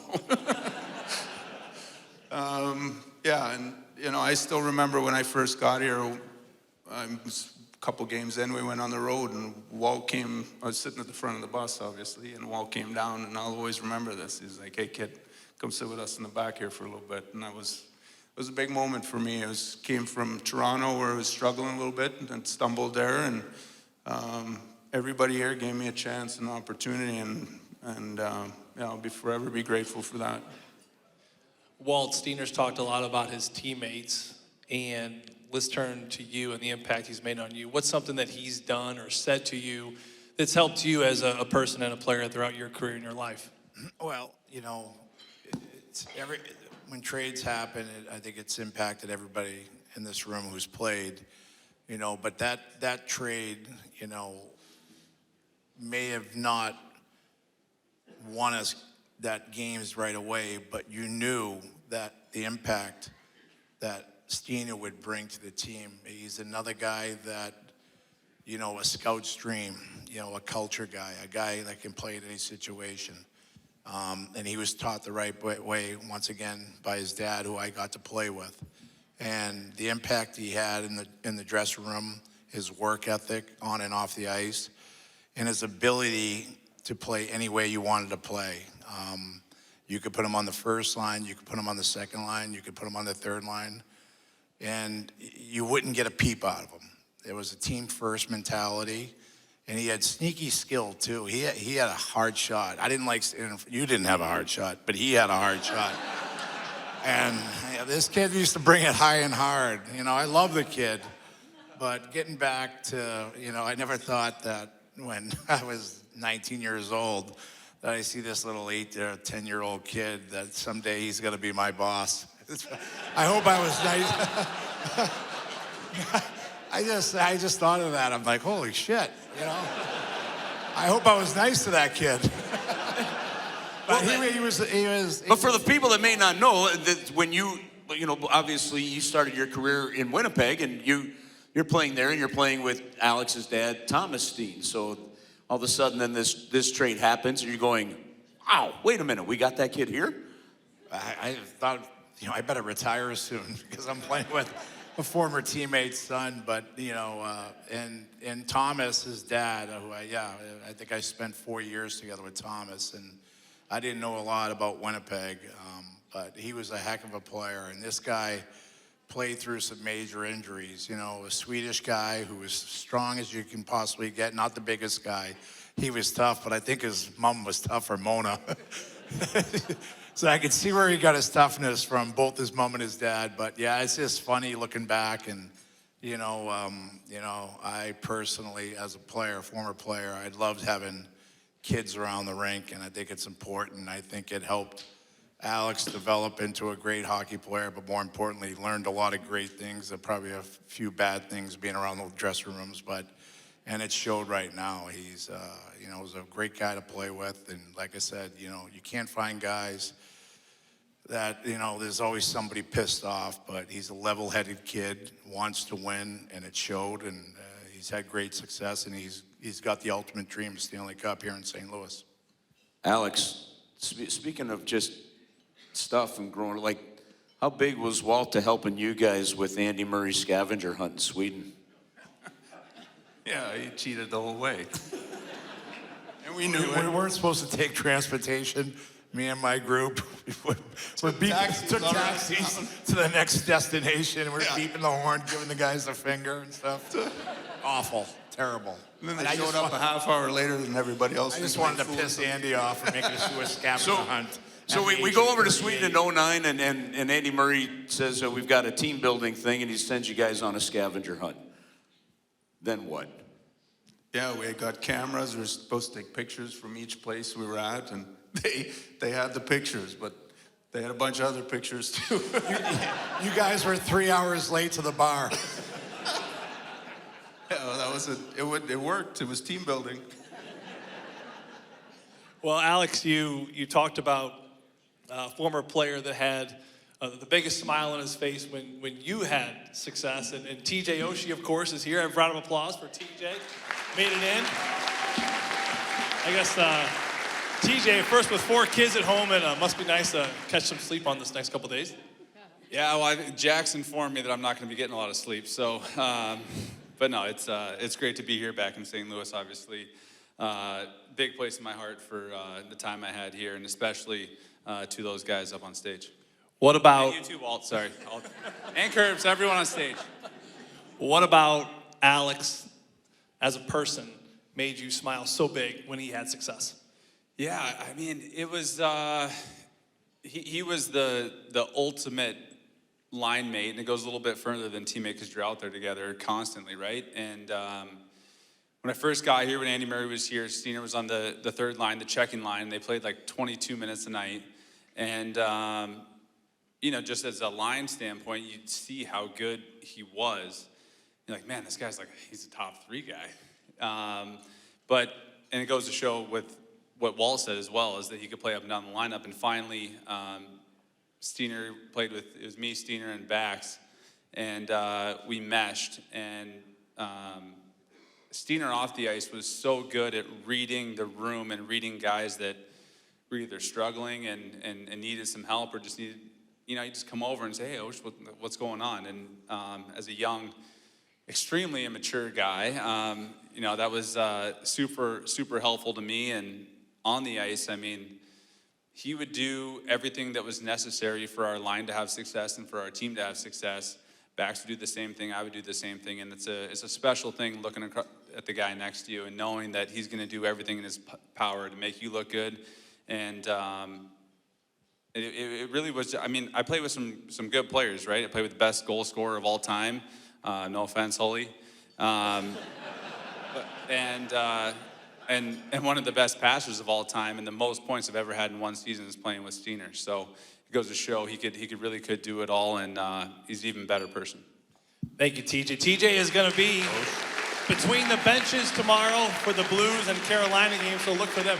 I don't recommend taking any advice from Chaser about preparing. My first game I prepared, he threw all my notes away and chucked them over the upper deck, so I really had nothing, but good luck tomorrow, TJ. Alex, as your career progressed with the St. Louis Blues, what were some moments that you can look back on that kind of eventually were stepping stones to an eventual championship? Oh, good question. There's a lot. I mean, you look back at everything that we talked about. I think there is something to passing it down. I think it's gone in generations here in St. Louis and with the Blues organization from when the team started to where we're at now. I think that's been a big part of the fiber of this team. And, you know, Jax, for instance, was when Red and Gary were talking about Al. To me, it sounded like Jax, like, you know, stitching him up. He went right back out there. And I remember times where I was like, he's not coming back. And sure enough, he'd come back out and ready to play. Like it just felt like we were picking up stuff all along the way. Jax's toughness and it didn't give anybody an excuse to not play in the games or participate in practice. And we were competitive, and I believe anyways, we wanted to be consistent. Like, we wanted to come out and play with the same fire every night. And through all those years, obviously 19 stands out, but I'm extremely proud of our groups from all those years, at how consistent we were night in, night out in practice, and we had some fun on the side sometimes too. But yeah, extremely proud of the groups, and quite honestly is why I'm sitting up here today, so yeah. You know, there's one gentleman in this room that has played with you, Alex, who's played against you and has been your coach, and now you're his boss. And that's a lot there. And Steve Ott, round of applause for associate coach Steve Ott.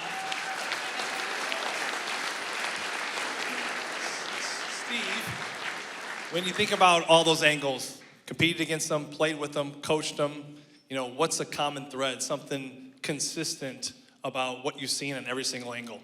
Wow, it's a great question. First of all, congrats to Al, Chaser, love you, Jax as well, and getting after Steener.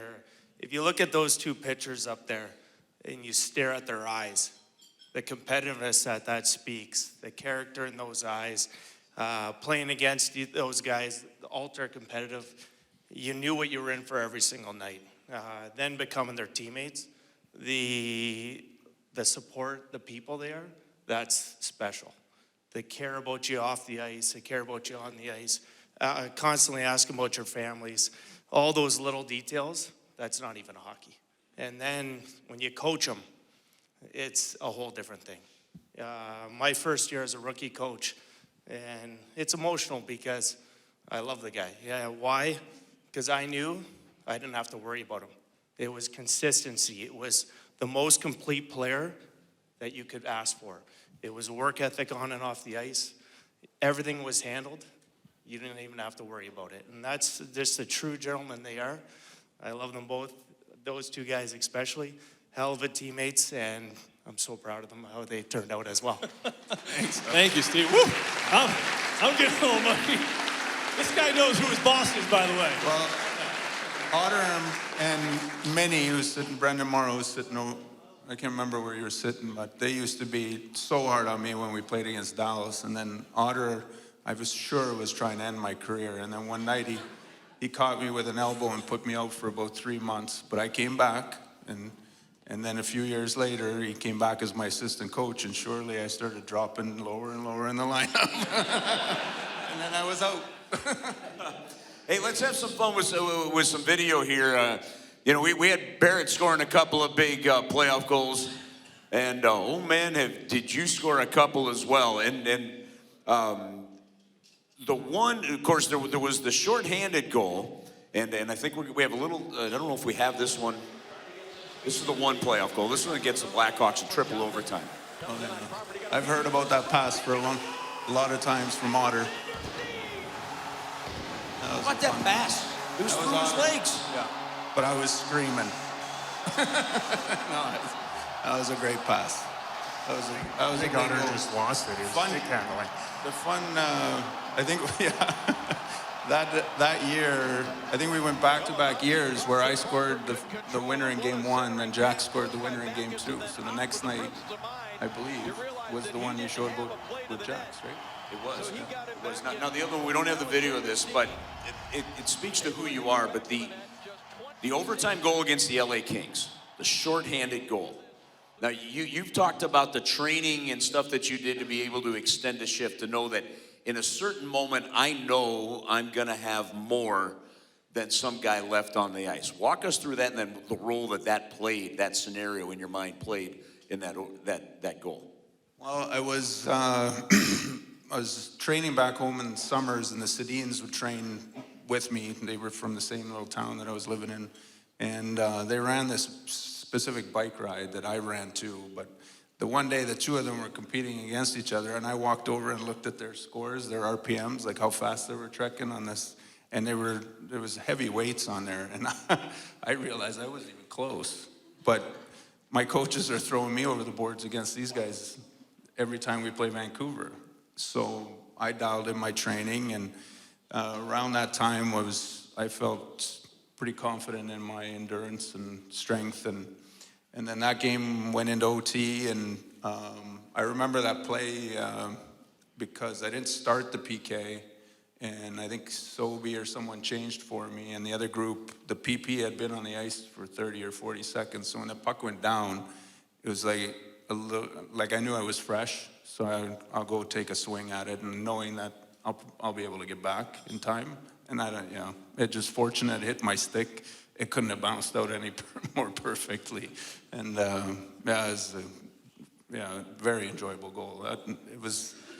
I remember that noise in that building went from like 0 to 100. It was a lot of adrenaline, for sure. When you think about the Stanley Cup championship, let's talk about the parade, the celebration at Obi Clark's. Did it live up to every ounce of expectation leading up to that moment, and what do you remember about that day? Yeah, it was incredible, obviously. It didn't really sink in. I think the first time we made it, we scored our third goal, and we started getting a little bit too excited, I felt like, on the bench. I didn't want us to. So I was trying to stay as focused as I didn't want this to turn into a game again when it was where it was, and didn't really relax. And then I remember there was a moment with like 7 seconds left. The puck came around the rim and squirted out in the neutral zone. I peeked up, and there was 7 seconds left, and that was when it hit me. Then, holy shit, we did it. And then it was, obviously, these days were super special, getting to spend it with your teammates and coaches and everybody that's been along for the ride. The big moment was the parade and the stage. I would say the stage. You get to the end, and you meet so many people during this time, throughout your time in St. Louis, in the city, walking around, going to restaurants, and you hear how passionate they are about the team and everything, and then that one moment when you're standing there and everybody's together, and it just felt like we were so connected, and being able to be a part of something like that was truly, that really hit me up there. It got really emotional, and that's one moment I for sure will never ever forget, that feeling. When you look back on that season to today, does it even really sink in just how big that really was for this city? Yeah, it's, I don't know, you just enjoy it. Like it was such an incredible ride. I mean, you work so hard for so long, and you go through all these, like I shared some stories here with some of the guys. Like I could sit here for days and tell you about all the teammates I've played with and what they've done to contribute to everything that the St. Louis Blues is, and that's just my time in the jersey. But to be able to do something like this as a group is special. As we wrap it up, and I'll pull, frankly, all three of you in, but especially you, Barrett and Alex. It was Al McInnes that was on the plane the other day, and I was just talking to him about the two of you, because preparing for an event when you have two guys that really want to talk about everybody else, to get you guys to talk about yourself is a unique challenge. But it actually speaks to really who you are. And Al said, he goes, you know, and when he was talking about you, Barrett, and then he says he's had these conversations with you, Alex, that if you're a St. Louis Blue, you can go through a goal-scoring drought, you can go through whatever, but if you just bring the effort every night, you can be a Blue for life. And when I asked Philip Broberg, who just signed a 6-year contract, what he knows about St. Louis now he didn't know before, Philip said the alumni and how big that is in St. Louis. Like all of a sudden, there's a click right there. As we wrap up this great ceremony here tonight with, like, as we mentioned, over 50 former Blues and current Blues in here, and then all these great Blues fans, as we close this up, what truly could you say it means to be a St. Louis Blue? For me? Yep. You're first. Yeah. I mean, to me, it's become when my father said to me after he was retired and I was growing up, he said, when I look at the logo now, it's different. It's like it represents all those things, all the memories, all the people, all the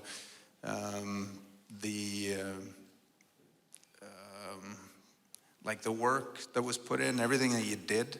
And it's interesting because now, and I'm not just saying this because he said it to me, but now that's what I see. Like when I see the logo now, all that stuff comes back. And to me, it's first of all, I think it's one of the best logos in sports. I mean, I think it's unreal. But to me, it means, you know, everything from the city where my kids are being raised to what we've been able to accomplish as an organization from the start to where we are now. Yeah, the same thing.